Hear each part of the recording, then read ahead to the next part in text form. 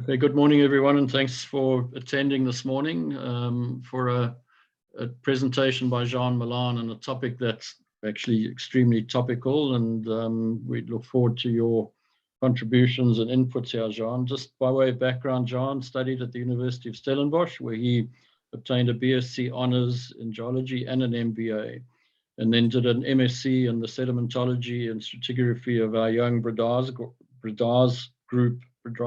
group sediments around our southern Cape Coast.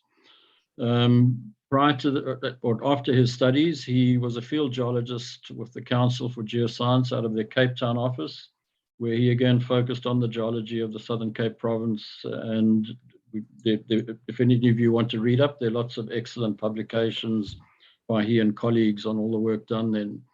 He's now retired. He's a retired petroleum geologist, remains active as a sedimentologist and geoscientist living in Claremont, and he's a great asset for our Overberg Geoscientists Group. His last employment was as senior geoscientist at GTech Group PLC in Leeds in the UK.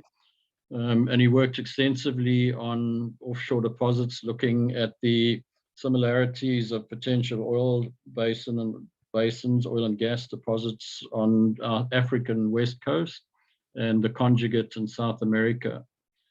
Previously, he worked as an explorer and a sedimentologist and for new business developers and managers for New African Global Energy based in London, New Africa Energy based in Johannesburg prior to that, Petro South Africa in Cape Town, Sasol Petroleum, Namcor in Windhoek, and prior to that, Sucor in Cape Town. So over to you, Jean, and we look forward to your presentation. Thanks, John, for that brief introduction. And as everybody now here, I come from New Africa Global Energy, and a bulk of this presentation goes back to those years, which is about 8 years or so ago. However, as my second line states, we'll touch base on recent stopped seismic discoveries, some upcoming wells, and just bring you up to date as I see what's happening offshore in South Africa. So quickly, I'll give you an introduction of my career, where I worked on seismic and with seismic, just petroleum geology, and then the aspect of marine seismic acquisition. A short little video clip going there, and we'll step back after that into the Algoa Gamtoos exploration right, where 2 surveys, I was managing that for the company, the 2D survey and the 3D survey, and then jump to the recent stopped surveys, the Namibian discoveries, upcoming drilling off our southwest coast, and as I've got it, gas and condensate coming to Mossel Bay, and more actually sooner than everybody might think. Comments and discussions. So that's just me at the back of the 2D vessel, where it was ready to load crew, and a couple of the marine mammal observers with me. Seismic projects, my involvement, marine offshore, I mean, really, like you heard, Namibia, Namcor, I worked for them, so I got to know that. In my Sasol years, was involved with surveys here. With New Age, we stepped into the bulge of Africa with Petro SA of Equatorial Guinea, did a few surveys there. And somewhere along the line, for my sins, I ran, and my colleague on the other side would also know where we did surveys onshore, and that was in Ethiopia, etc. And however, this talk now focuses on the Algoa Gamtoos down in the south. Petroleum geology, one slide on that. We've got to have a source rock. I mean, otherwise, if the source is not there, and it's typically phytoplankton, fine-grained marine or lacustrine sediments, or organic rich shale. If that's not in the mix, then you might as well explore or give up. your source needs to migrate the hydrocarbon, and depends on burial, whether it's in oil or whether it's in gas. And then once the migration, you expel it, and then you migrate it into a suitable trap. In that trap, you will have to have a reservoir rock, and that's got to be sealed by a cap. And these traps can be in the format of purely structural traps or pinch-out stratigraphic change in lithology. And that's specifically what we're now seeing off southern Namibia, are these deep water submarine fan systems in stratigraphic traps. Right, so I mean, the crucial thing is these 5 elements has really got to be in place at the right time. You can start expelling your oil, and if there's no trap to catch it, or no pool to accumulate it, then it's no use. So the timing is pretty much the 6th issue to all of this. Seismic images is the way I've been, and we are using to interpret and assess the whole system, the petroleum system, and then the potential hydrocarbon pools. Marine seismic acquisition, a couple of slides from my side, and then a short little video. So in standard, there's a survey vessel that tows a source, and that's normally 10-20 meters underneath the seas. And that is generating bubbles of compressed air and for these acoustic pulses that then travel through this water, down the seabed, through sedimentary rock layers, and are being reflected back. Float along this floating cable, which is called the streamer. There's the recording devices called hydrophones, and that again records the returning signal and sends it back to the vessel where there's a processing facility on board. The length of these cables, of the streamer, anything between 6 and 12 kilometer. If it's a 2D vessel, like our 2013 survey, it's just a single streamer. In the case of a 3D vessel, and there's just a view from the top, such a boat with the whole kit behind it, anything between 8 and 12 streamers, 6 to 12 kilometer in length. So quite an operation to keep going once it's set off. The acoustic source array, which is, I've mentioned, and the source of the energy wave, refer to the boomer or the gun. And that's definitely, I mean, if you talk about the gun, it's sadly got taken up by media and not that knowledgeable people about explosives and etc. I'll come back to that later. Mentioned the waves being reflected, transmitted back, and then yes, through the receivers and recorded, and our returning events. Just bear with me, a short little video that tells it more professionally than I've just done, but here we go. The complexity of seismic survey operations can vary enormously. There are, however, 2 main types of seismic surveying method which utilize towed seismic streamers to acquire data. These are 2-dimensional or 2D and 3-dimensional or 3D. A typical modern 3D marine seismic operation includes acoustic source arrays and a number of receiver arrays. A source array consists of a number of individual acoustic source elements. A receiver array is made up of many hydrophone elements encased in a plastic tube-like skin. Both source and receiver arrays are deployed from and towed behind the seismic vessel. The source is activated, releasing an energy wave downward through the water column and subsurface of the Earth. Energy is then reflected back as a result of acoustic differences between various sediment formations, and then travels back up the receiver array, where information or data is then digitally recorded on board the survey vessel. In its simplest form, the seismic image provides a picture of the subsurface in two-way time rather than depth. The image can then be converted to depth after the application of a suitable seismic processing sequence. Right. Now let's step back into where I was involved with those couple of surveys. And along the South African coastline, Port Elizabeth, offshore Port Elizabeth, there's a couple of basins, the Algoa and Gamtus Basin. And in green and the yellow outline is the Algoa Gamtus exploration right.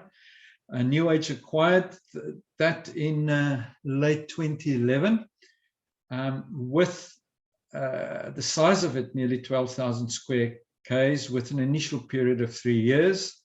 And our agreement with the Petroleum Agency was to acquire at least 1,500 k's of 2D and 500 square k's of 3D. At the start, update the environment management program and fit it to that specific area, which had its own unique aspects to it, like the penguin colonies. We had a minimum work program of, depending on the rand dollar today, $10 million for that first 3 years. I was based in London, but whenever operations took place, we had an office out of Cape Town at that stage. Just a little bit of background on the Algoa Gamtus, which I see as a proven petroleum system. In the late 60s, early 70s, 22 onshore wells was drilled, of which specifically the Colchester well and the Alexandria well showed some signs of oil, and even the CO167 flowed a couple of barrels of oil. So the crucial thing is it proved that there's source rocks and a working petroleum system, which then made it quite exciting to go offshore.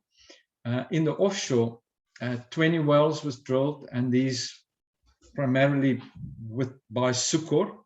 And some of the guys listening in was involved in those wells. I myself as well, when I did my time as a bit of a well site visiting, and then a sedimentologist in office. But in short, 6 of those wells, and those are these black half circles, had oil shows in along this edge of the Gamtus, in the Port Elizabeth Trough, and a well that's always bugged me, HBI, in the center of the Utenate. A few of those wells also had gas, and those are the little spiders with the legs. No commercial discovery at that stage. So that is what New Age ended up with. What we look at the back, a bit of historical data as well, and I've got the depth map of the Birimian unconformity, and overlying that is, first of all, the red outline is the exploration right, the location of that, which is still held today by New Age. All the gray lines heading in all different directions, that's the historic 2D seismics recorded from 72 to 92, and 5,600 kilometers of 2D. 1 3D was recorded by Pioneer in 2001, specifically over the Port Elizabeth Trough, 420 square k's. I'll show you a cross-section on this dashed line in the next slide. So, and again, that is what we ended up with, all the well data, the seismic, etc. And that is an example of the old seismic. Go across the Port Elizabeth Trough and the Utenate Trough. You can see the wells down, indicating source in the black lines there. I mentioned the HBI shows in specifically this well, which excited us enough to then go on and decide and agree to seismic surveys. So first thing to note that was in place and still in place in this license is there is a part of the Algoa National Park. There is a marine protected offshore area, and then immediately to the south of that, a marine buffer zone.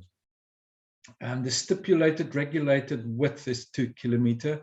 We, New Age, made it 10 kilometers because of marine activities, specifically in the shallower part of Algoa Bay.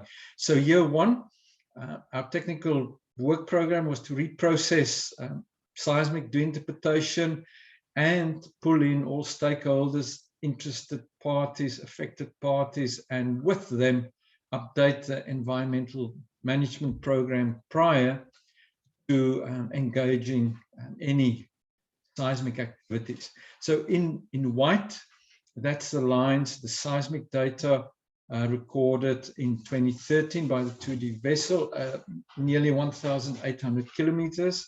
So that was processed and interpreted, and based on that, a decision was made to add to this 2001 survey our dedicated 3D survey over this part of the Utenate Trough, and that was just nearly 660 square k's of that. We reprocessed the previous 3D, those two were merged and generated and interpreted prospects. The decision then was made, let's do rather more seismic than drilling. And I then at that stage, this was 2015, left the company and I went and I joined GTEC up in Yorkshire. But we are now going to look at the two surveys, pretty much which I was the in-country manager and running it for New Age. So our 2D survey was recorded by the Northern Explorer of the Seabird Exploration Company. You can see the dates. It was on location between 15 February and the 23rd of March. The duration was 37 days. Acquired 57 lines, an average of nearly 55 k's a day. And in red again, where these lines were located. And definitely in a challenging environment. Once we step off the shelf, right into the Gullis Current. I'll mention something about that. And please note, none of the data within the buffer zone. Just a word or two on the vessel itself, the source and the streamer.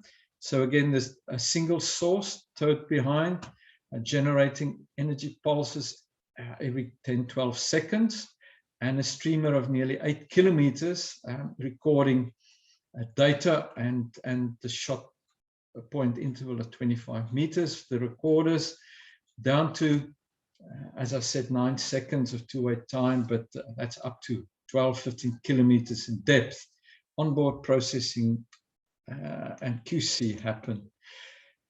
Quite crucial is the environmental aspect. In this case, as you see, environmental compliance. So we had an environmental management program, and in there it stipulated 5 environmental officers.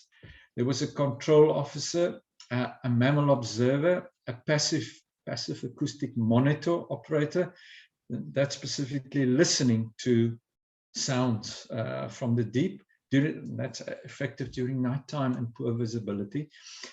We had a specific seabird observer from the Fitzpatrick Institute, UCT, reason being of the penguins and other flying life. And then because of the chocker industry and the sea and fishing industry in more specifically St. Francis Bay, also a fishery liaison officer. The task of the team was to monitor marine fauna activity in the vicinity of the vessel. The vicinity is half a kilometer away. Any presence of marine life within this mitigation zone then requires a survey to be curtailed or stopped. It's all controlled by the Joint Nature Conservation Committee International,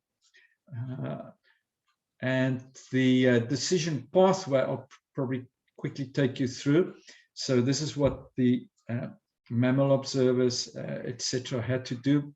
A pre-shoot search. If there's any mammals detected within the mitigation zone, they delay the soft start. The soft start, it's the second bullet, is the 20-minute ramp up by the boomer, by the energy source or the gun, up to reaching full energy levels. If there's mammals or marine life, with the soft start get delayed, another 20 minutes pass after the last sighting, then the soft start can commence again. If there's no marine life detected, the soft start can start. The marine mammal officer is in place during day with the manager as well, two of them on deck, releasing one another, and then there's the PAM during night or poor visibility. As I previously mentioned, they have got the authority to stop activity for presence of any marine fauna within the 500-meter mitigation zone.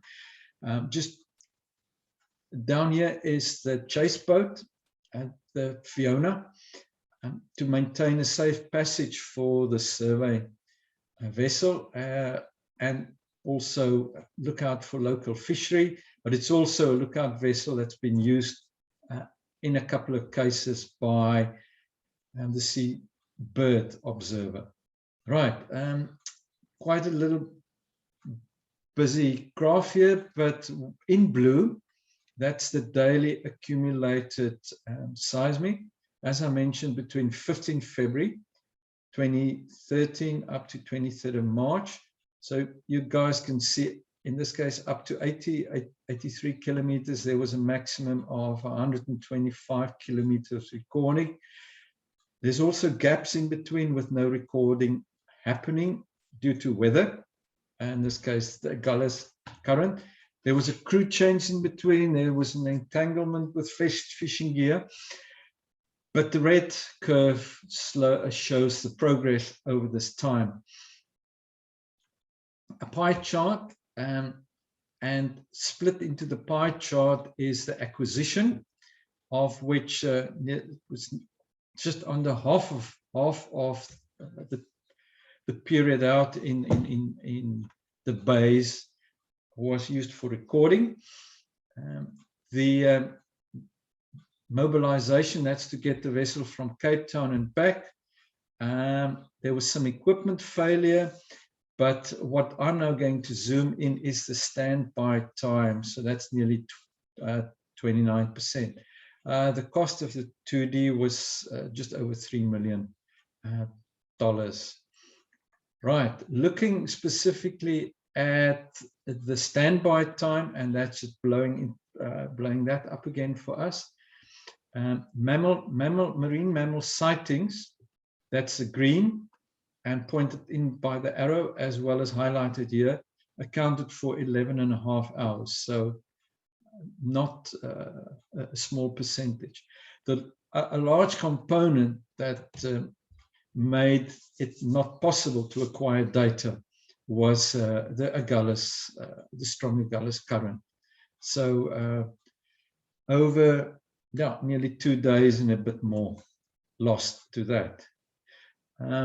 Right, talking about the Agulhas current, what I'm showing here is from Buoy Weather and a clip on 1st March, 20th of March, and it shows the southern half of the license, in both cases covered by the southwesterly fast-flowing Agulhas current, and there's 4 knots, 3 knots, and above 4 knots in the purple spots. So the effect was on the whole streamer kit, on the vessel speed, the steering and controls and feather angle, etc. For instance, if the vessel moved into a easterly direction, very slow progress. And if the vessel moves in a westerly direction, the kit was just bundling up behind. We had a couple of stoppages. I was called awake a couple of times during night where they just asked me, can they just stop? Because ground speed was in excess of 8 knots, and that's just making your shot taking so much longer to occur. Just a summary slide on mitigation actions that was actually implemented as recorded by the environmental management team. That's a specific date, the duration of such an event, and on which line, but a description makes for interesting reading. Soft start was paused because of whales entering the migration mitigation zone. Yeah, over 6 hours, soft start aborted, common dolphins bow riding the vessel within the zone. So the vessel had to turn around and start the line again. Another similar event, in this case by the same whale entering the zone, and the line was aborted. Shorter delays due to dolphins. And the latter one as detected by the passive acoustic monitor, the PAM. Right, looking at where we got to, that is just a compilation of data across the Gamtus and the Algoa. And the top seismic line, west to east, across the Gamtus down to a depth of about 10 kilometers. In the case of the Algoa, there's the Port Elizabeth Trough. And what we were really interesting is the Algoa Canyon. And in this case, the decision was made that a 3D survey will focus on the Algoa Canyon itself. So by the end of 2013, we sourced the Polacas Nadia. It was doing an acquisition and ran out of work offshore Congo. I got hold of the vessel in October and had it moved to South Africa. And the vessel mobilized out of Cape Town Harbour on the 4th of December on its way to Algoa Bay. So the goal of the survey, and I show it to you in white again, is 687 square km of 3D. Equipment deployment and testing started, and then acquisition was getting going on the 17th of December, just before Christmas.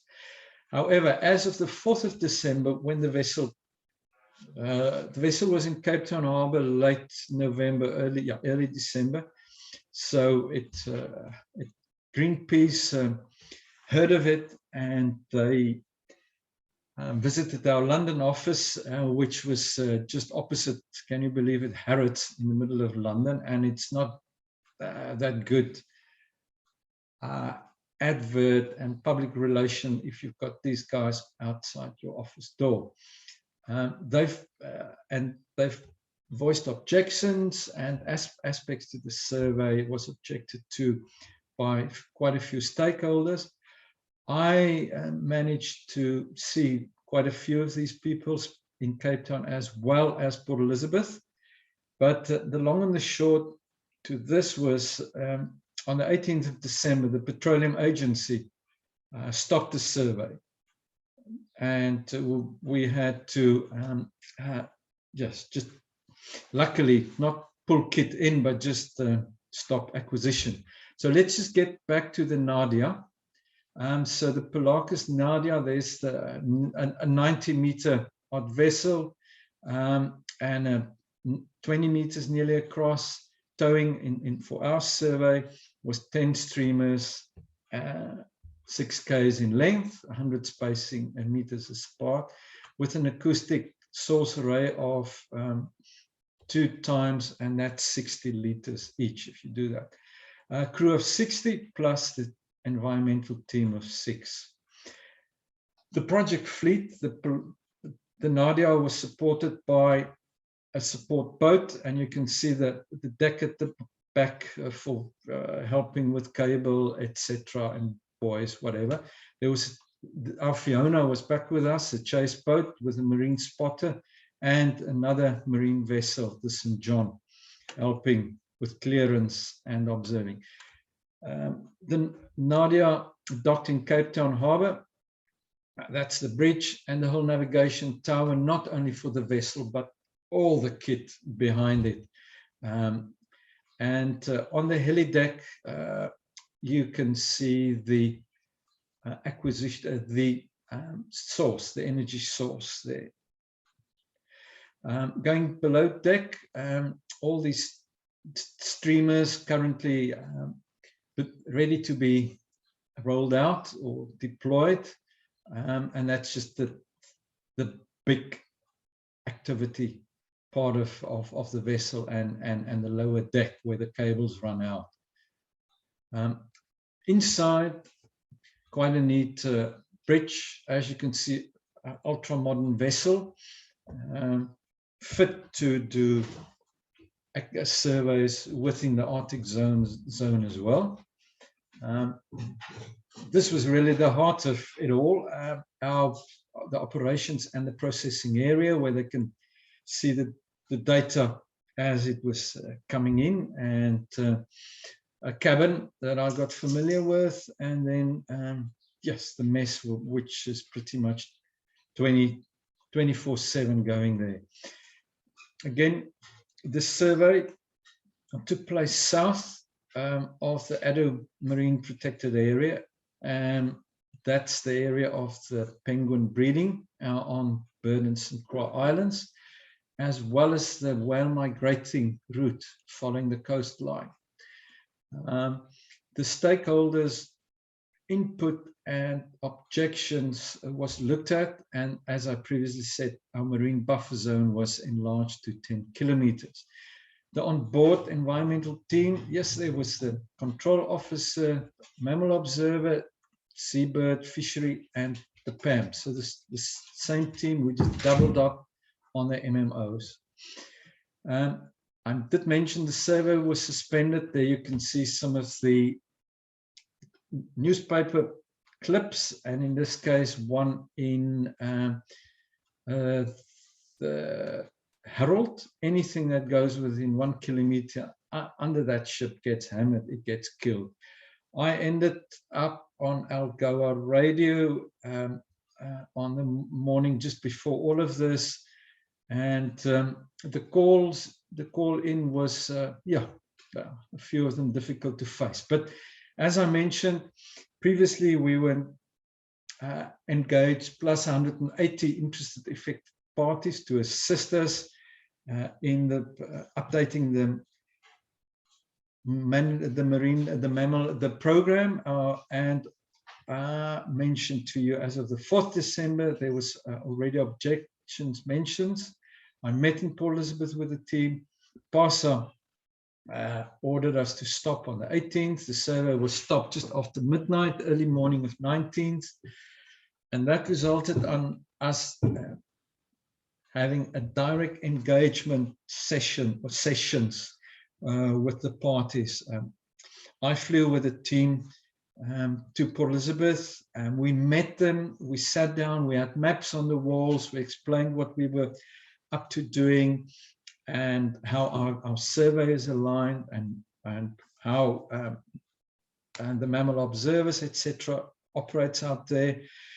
I had a chopper waiting after to take any people out to the vessel, which at that stage was just streaming with all kit,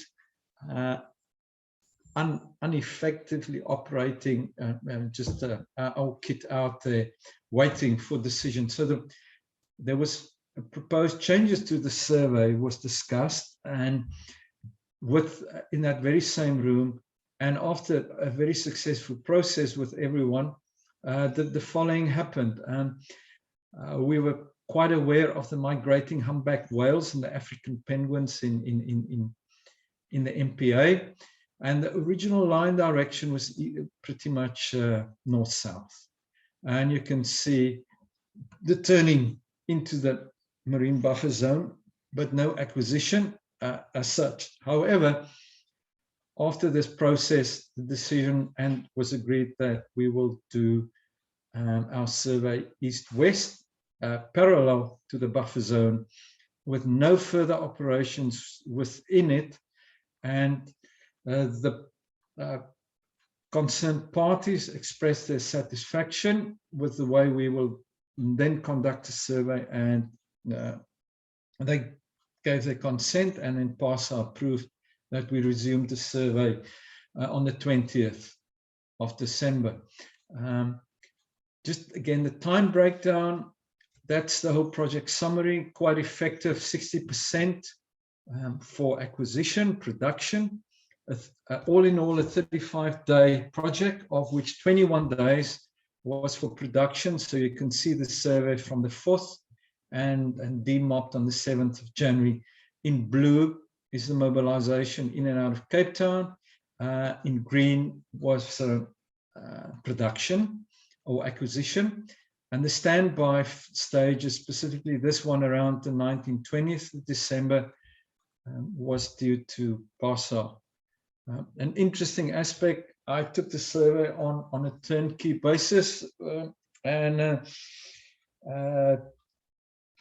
the initial estimate was 8.5 million project. In the end, things just got nicely put together, and it was a $6.3 million project. Right, standby details. I'll just look into a couple here, and that's the marine life aspect. So if out of our larger pie chart into the standby, so that's a marine life, 14.6 hours. Fishing activities, and that was the Chokka guys at 12.5 hours. But the largest part of this was the stoppage in green. So let's just look into first of all mammal sightings before seeing how this was having an effect on acquisition.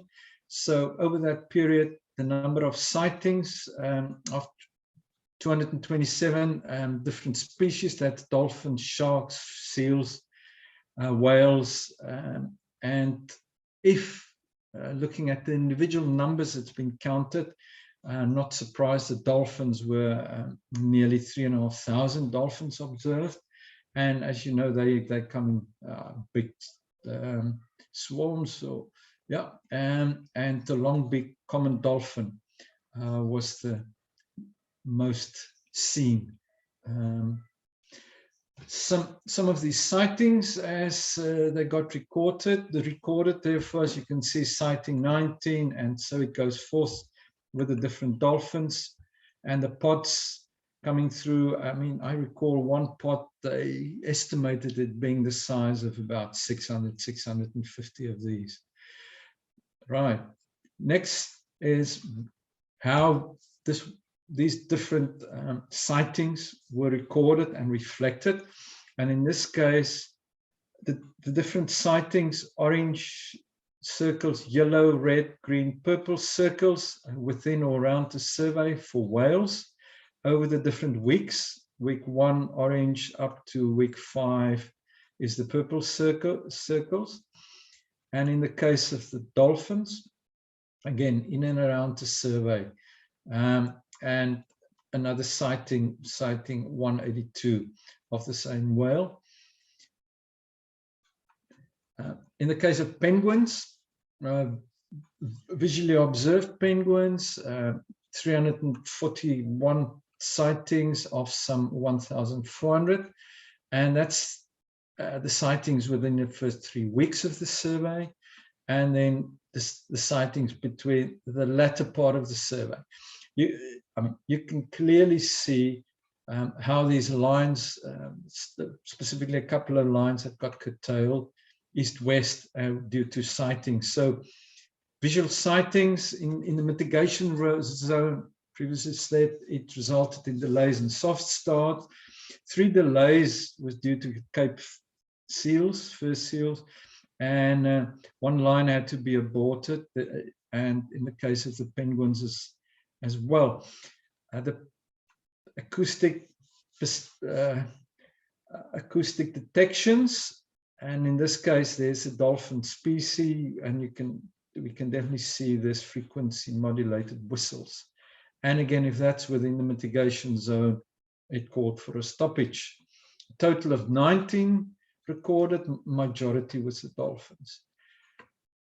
Some of these sightings very proximal, actually right next to the vessel. In this case, penguins swimming past streamer number 3, and another group of penguins by the starboard side leading door. In this case, a Cape fur seal right beneath one of the streamers going off, and that caused the delay. And there's another example of a whale coming to surface. Just a moment on the penguins. I sponsored a thesis, seismic surveys in the habitat of the endangered African penguins. It was a research project between Nelson Mandela, Port Elizabeth University, and UCT. And I had this MSc guy with us on a survey. He had trackers on quite a number of 35 penguins, and what was observed, and it's pretty much shown on this map. There's the seismic. The grays and the black is with no seismic activity happening, and the blues and darker blues is when actually seismic was recorded.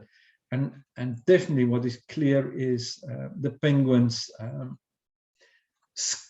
moved to another space rather than coming closer to the vessel.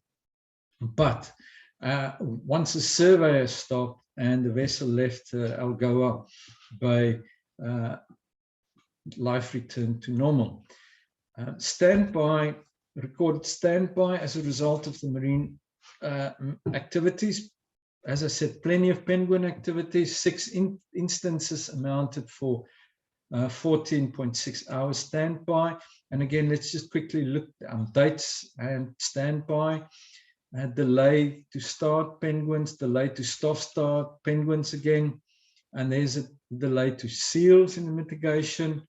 And again, diving penguins. There was a line aborted due to penguins, and nearly 5.5 hours, and another delay due to penguins. But let me just clearly say, even with all these numerous MMO sightings and PAM recordings, there was no acquisition downtime required for whales. And what we worked out afterwards is the reason being the survey took place well to the south of the main whale migrating route, and we were really at the end of the whale migrating season. I should state it that offshore South Africa, the period between July and December is a no-go seismic acquisition window because of the sensitivity for the whales. We had special permission to start an earlier recording, which was then stopped in December. Right. So again, the whales closely follow the coast and the shallower waters. Right. The 3D results and conclusion. So that is pretty much the data set, and it's a 1.5 kilometer wide feature. I'm showing you, in the seismic line is from the top, from the north to the south, and the interval we really focused on was that's the SynRIF packages, major fault. But what we were really interested is the HPI, where there was oil shows throughout this whole interval, and we picked up the source rocks there and the reservoir in the same. So again, this 42 kilometer channel canyon system with source rocks in it. Again, as I state, after the survey activity stopped, which was just 21 days all in all, nature returned to its normal state. Nowhere was there any marine damage recorded or harm done that we were made aware of. The total cost of the survey was just over 7 million in the end.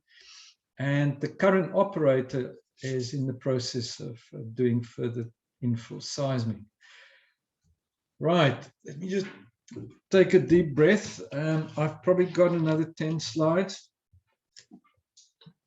And that is to bring us all onto the same page regarding recent seismic activities, specifically those two surveys that got stopped offshore the Transkei Swell and the Orange Basin.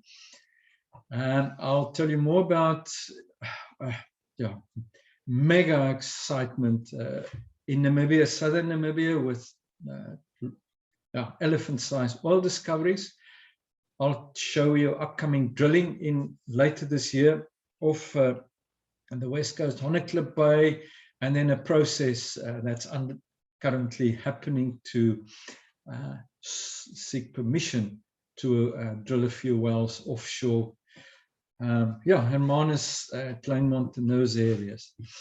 I'll close off with the discoveries a couple of years ago of gas condensate, and when and how to bring these discoveries to Mossel Bay. The Shoal survey, that was, there is the outline of this survey, and along the Transkei Swell, as I mentioned, just south of Port Shepstone. And that was really stopped, not only by the public, but it went to courts as well. So the end of that is Shoal just stopped and did not even record any data over here. This was December of last year. The fact is, and I'm showing you a seismic line, this is a 2D line, more or less in that position. And what is so clear, that is a narrow modern day shelf. So the focus of Shoal would have been in the deep and ultra deep water.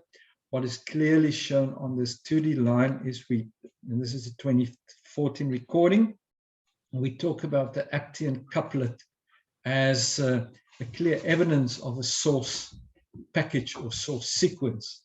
So this basin-wide deep marine organic rich source unit is in contact with reservoirs, and it's known, and it's sadly that survey didn't take place.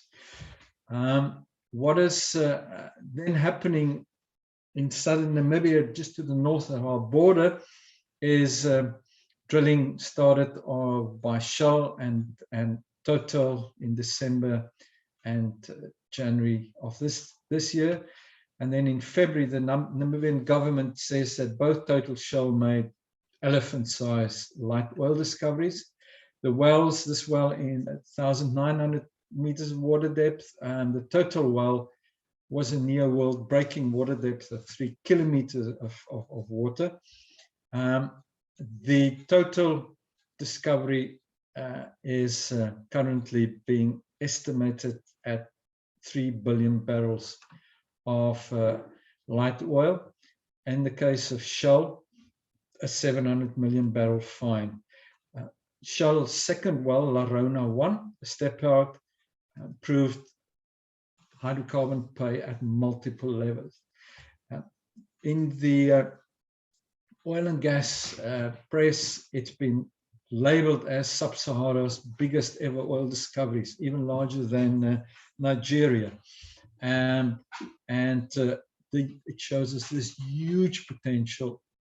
I mean, Kudu is there, and the deepwater Orange Basin, the arch of that is here, and then the basin extends southwards into South Africa. The second survey, it was Searcher's survey off the west coast, and that was stopped in February, and again by third-party pressure and objections. This is taken from the Burger of early Feb, and it states that 2D surveys with 100 air guns and 3D surveys with 1,000 air guns. I mean, okay, enough said. From the oil and gas industry, we've got a lot of education, and we've got to get the truth out that it's not, we're not killing and we're not destroying. And then just lastly, there's the Total and Shell discoveries on pretty much on trend with the Deepwater Orange Basin. Upcoming drilling in the Orange Basin, everybody's quite excited about this. This is in the shallow water, offshore Honeycliffe Bay. There was an oil discovery, and that's the well made by Sucor in 1988, with oil shows and actually oil taken to surface. And there's a reservoir down there, as I say, 127 meters, good quality oil. A 3D survey over the same swath was done. Africa Energy is due to spud a well called Gazania up dip, and pretty much on the flank side of the AJ discovery. And they're quite bullish about this, because this company, Africa Energy, has learned their lessons and successes out of the onshore basins that they've explored along the African Rift system, and the place and the location is on the flank of these rifts rather than in the center. So that's a well due to be spudded in October of this year, and there you can see at 300 odd million barrels. Stepping back to our south coast, a 3D survey that was recorded January to April of 2020. Over these blocks, a 10,000 kilometer survey, 70 k's away from Cape Point, 130 k's from Quinn Point. And at that stage, Onadako was the operator. It was a 3D vessel with 10 cables, etc. But what has subsequently happened is Total and Shell is now the operators of this acreage, and they in the process of applying for a exploration license over the full 3D survey. So over that 10,000 kilometer swath, they have proposed there's an application to drill 5 exploration wells. This is currently ongoing. This environmental and social impact assessment is underway with several in-person and virtual online meetings. I mean, the Cape Town meeting is happening this afternoon in the Kicks. But just the burger of this morning, it's all in Afrikaans, but if I translate that directly, is attack on South Africa's oceans and citizens, as voiced by Janet Solomon of Oceans Not Oil. So that's a situation with an area off our coast. But stepping to the east, and this is the coast of Mossel Bay, Plettenberg Bay, and Cape St. Francis, with a deepwater license where discoveries was made by Total and partners over a 2D survey initially, and then a dedicated 3D survey. That's the red outline. It's referred to as the Parafisi play or fairway, with another one further to the east. No wells in there, but a couple of wells drilled in Broodpodder and Leipert, names of frog species.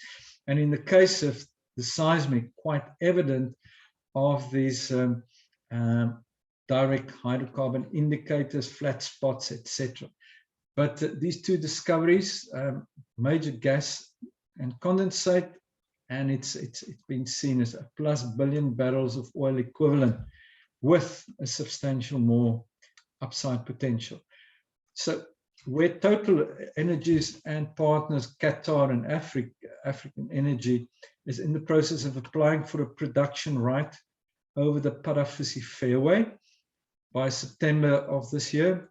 And then they've got an early production system with first gas going to shore by end of 2020. There's a schematic on the subsea completions and a pipeline that joins the FA platform. And then that is currently in place. And then with a pipeline leading to the shore, delivery points would be the Mossel Bay gas to liquids, as well as the Gerikwa power plant. So last slide, in closure, South African seismic coverage and drilling up to 2020, plus 40 years of offshore seismic operations. And there you can see the number of 2D, 360,000 kilometers of 2D, 170,000 square kilometers of 3D, number of wells drilled, and quoted from PASA data manager, Viljoen Storms tells not a single known incident of harm to marine life. And then lastly, just jumping across to the oil hubs of the world, and that's the US Bureau of Energy made the statement, over 50 years there's been no documented seismic evidence of noise of acoustic sources used in seismic adversely affecting marine mammals and populations and coastal communities. So, yep, that's the end. Thank you, guys. Thank you, ladies. Thanks, Jean. Great stuff and very comprehensive. And let's have some Q&A and questions and discussions. I think some of us have got appointments, and this is not an attempt to sort of cut down discussion, but we probably need to close and leave by 12 o'clock. Okay, do you want to unshare your screen, John, and then get you on the screen and we can get the questions going? Right. If need be, we can always go back to a slide and we just share it. That's okay with you. Right. Yeah. And just for everyone's knowledge, I mean, this will be up on YouTube in a couple of days' time and available to everyone who's both on the call and part of our group. And we'll happily distribute it to the people who've joined anew this morning.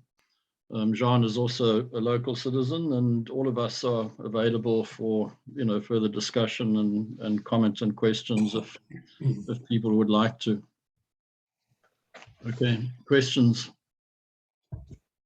Jean, just to kick off, that infrastructure that you talked to, sort of heading from the Broadpot Toll to Mossel Bay and the existing platform, is all infrastructure that's already there. And my question would be, and maybe you want to comment, I mean, my understanding is that the Mossel Bay gas field as it is today is almost at its end. And if you want to, sustain that environment, then the Broadpot hole would be a good new contributor or potential contributor to that area and production LPG source. Yes, John. I mean, the FAEM fields as well as the FO has pretty much come to its end. The onshore Petro SA gas to liquid facility is being maintained. Total and partners are more than encouraged with that plus billion barrel oil equivalent. The subsea completion up to the FA platform will have to be put in place. And then from that point, it's existing infrastructure. But what will be added on FA is compressing and get a substantial larger volume of gas that was currently coming onshore, and upgrade not so much the GTL, but get the GTL back to being able to produce the equivalent of 40,000 barrels of oil equivalent, diesel per day. But the goal is also to tie in with the Gerikwa power generating facility currently running using gas. But they really want to upgrade that to a 260,000 megawatt, what's it, the 2.6 giga power plant. So that's just a little bit I could have found out. And that was following our meeting of last Thursday, John, with the Total Energy guys. Yeah. Okay. Great. Henny, are you going to watch the chat box? There's a... I haven't seen any chats yet. Okay, I might not be around too long. John, before I run off, just a stupid question from my side. If there were no restrictions in the area that you could cover, with all these complaints that you had, how would it influence your sort of confidence levels in the results that you produced?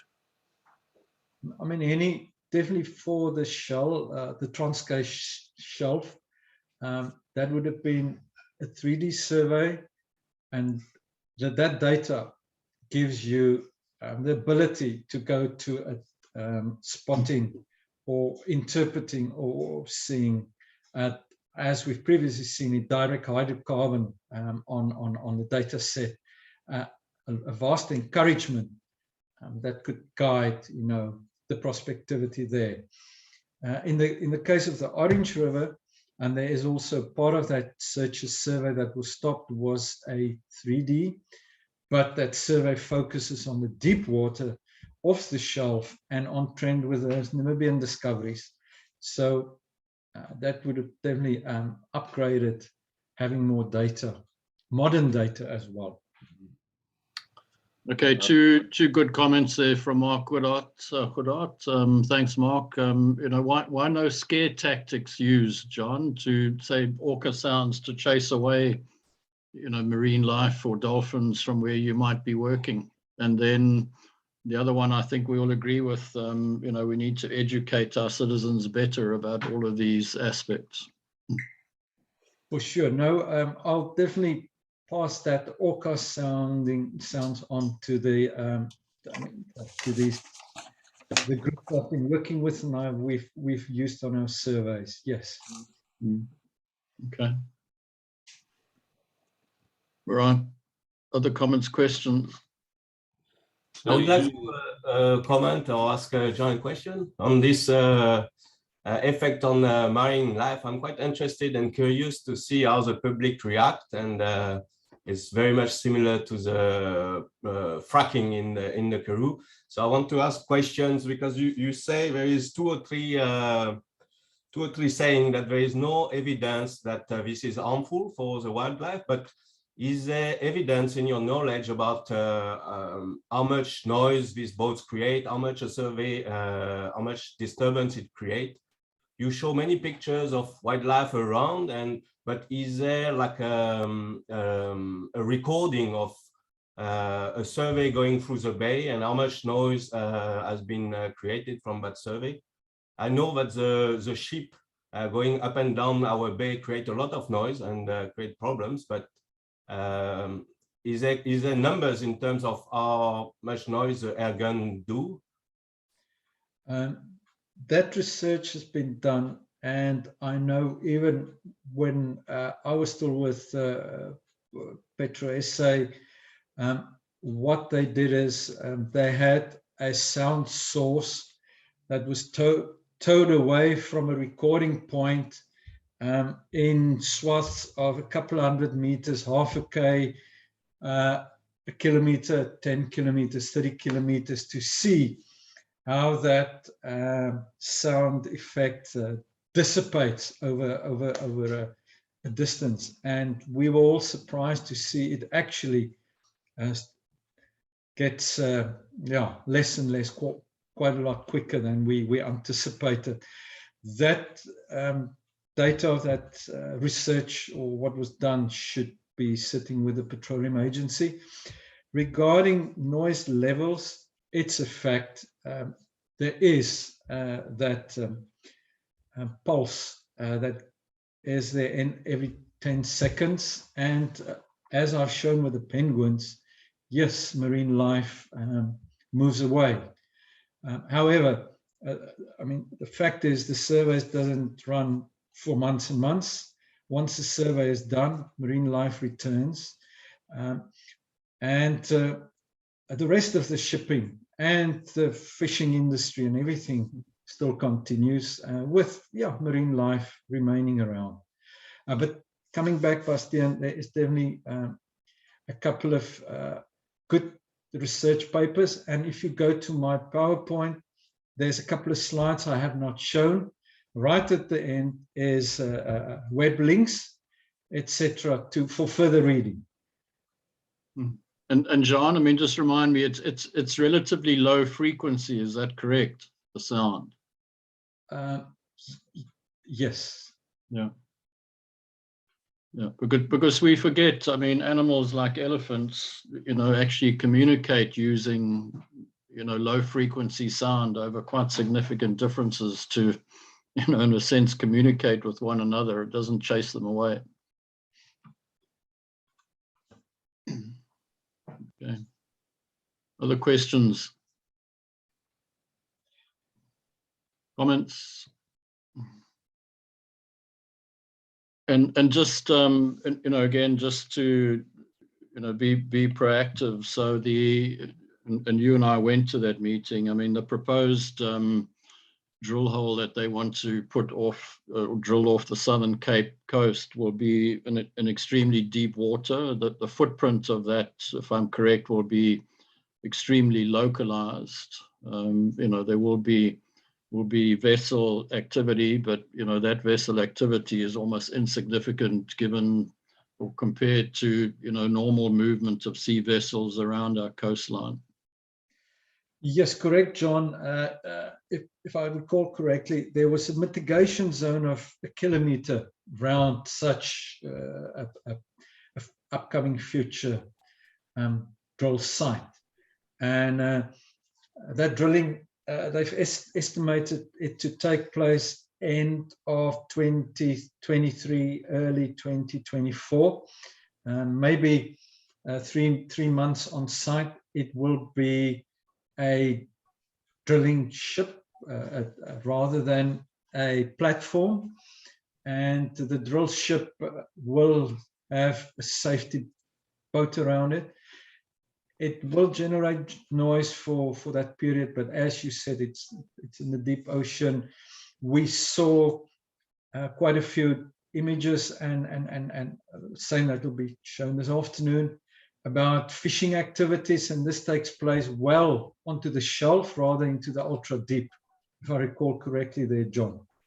Yeah. And just to answer Pat Redford's comments in the chat box, Pat, I think you and I have already discussed, and Jean and I, one of the sort of objectives of the Overberg Geoscientists Group is to actually do exactly what you're saying, interact with the community and educate people. I think sadly, we geologists, and I'm generalizing here, and John and Henny and others can also comment, we've been very poor at marketing, the positives of geology and the contribution that we in a sense make to society. Like it or not, if you look around the rooms and the offices that people are sitting in this morning, probably 95% of all your surrounds, be it the bricks and mortar or glass or steel or chips in your computers, inevitably come out of the ground. And if we want to, or they come out of oil and gas. I mean, I noticed John was very tactful and he didn't show your one slide, John, of the list of everything that, all the plastic applications that are made out of oil.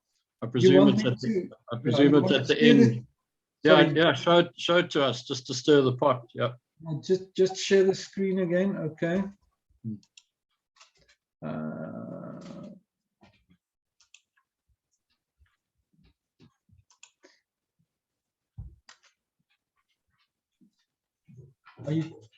There you are. So products made from a barrel of oil, and the top heading says over 6,000 items. I mean, 1 barrel of oil, as that top line states it's 42 US gallons, but it's 160 liters. So out of that, 88, nearly half, more than half is petrol. The rest are, you can run through the list. Bearing grease, but sellotape, guitar strings, water pipes, dentures. I know, I mean, there's the whole list. You can go through it. Okay.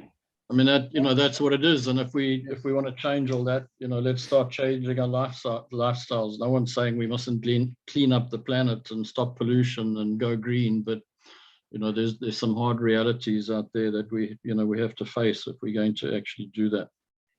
John, we are all in favor, and we're going to the green. However, it will be a challenging period ahead. I mean, yeah. The first world of Europe and China and the US is one way ahead of us in Africa. And we've got other issues that's as pushing, as you said. But this transition phase, where a few of us, and I saw quite a few of my former colleagues also there listening in, where the role where what gas, which is a less pollution type of hydrocarbon, where gas would step in as during that transition phase, as we've just earlier heard about gas and condensate coming to onshore Mossel Bay. Let me just see what the next slide might have been. Interesting. I just picked this up, and this was the UK business minister. It was posted on Twitter a day or two ago. I mean, they are turbocharging renewables and nuclear, but realistic about our energy needs now, and let's source more of the gas we need from British water to protect energy security. Okay, that's to do with Russian gas, etc. But just last week, the UK regulators approved a Jackdaw gas field in the North Sea. It was on hold, and it's now been approved to go ahead, and that field would supply, 6.5% of UK's gas need. I'm not going to dwell on this. This is taking a slide taken straight out of Africa Energy, and you can see there's the Mossel Bay facility. Just there, 1,200 direct jobs in the Mossel Bay. George, there is a picture of the Gerikwa facility. And as I said, they really want to upgrade that and also step into some of these other diesel-fired facilities. And then lastly, if you've got time to come back, I mean, there's a couple of those research or further reading to share, and that's on my presentation. Okay, fantastic. Any other last comments, questions? Thanks everyone for your participation. Henny, do you got anything to say just on admin and housekeeping, or have you left? Okay, I think Henny's left us. Just so that everyone's aware, we take a break next week, so there'll be no weekly presentation next Thursday. And then in the last 2 weeks of June, we'll be running an online diamond short course. If anyone wants information, you're welcome to just drop us an email and we'll send that to you. And then we're going to take our annual break during July. We actually have some field trips in the Northern Cape and Gauteng as a follow-up or to diamond mines and diamond projects. We have a really good turnout of delegates attending and also a lot of students. So one of our aims is in this whole group of ours is not only to bring geology to the people in the community, but also to assist and help students to get out into the field. So with that, any last questions? Thanks, Jean. That was really good. And as we've said, you're welcome to contact Jean if you've got any questions. And his presentation will go onto YouTube. I'm sure he would equally share a PDF of it with anyone who wants a hard copy. Sure, John. Okay. Yes. Thanks, Sean. Thanks, everyone else. Good to see you, Bastian. Hope it's well there in your part of the world. And we'll talk to people again. Okay. Bye now.